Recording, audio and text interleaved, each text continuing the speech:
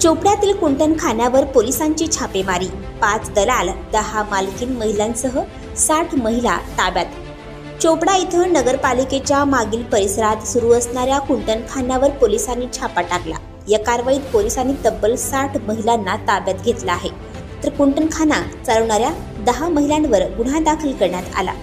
याबाबत मिळालेली माहिती अशी की शहरातील नगरपालिकेच्या पाठीमागील परिसरातच अवैधरित्या कुंटणखाना सुरू होता। याबाबतची माहिती पोलिसांना मिळाली होती।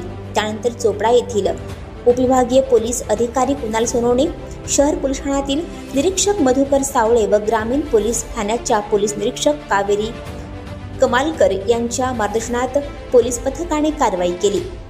पथकाने सायंकाळी 6 वाजण्याच्या सुमारास छापा टाकला। यात जिल्ह्यासह परराज्यातील 60 तरुणी आढळून आल्या आहेत, तर कुंटणखाना चालवणाऱ्या 10 महिलांवर चोपडा शहर पोलीस ठाण्यात गुन्हा दाखल करण्याचे काम रात्री उशिरापर्यंत सुरू होते।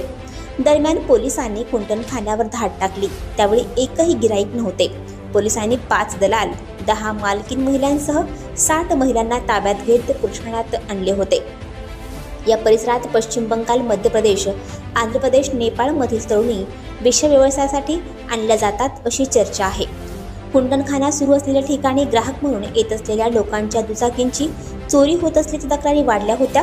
पोलीस अधीक्षकांनी काही दिवसांपूर्वी घेतलेल्या बैठकीत या दुचाकी प्रकरणाचा शोध घेण्याचे आदेश दिले होते।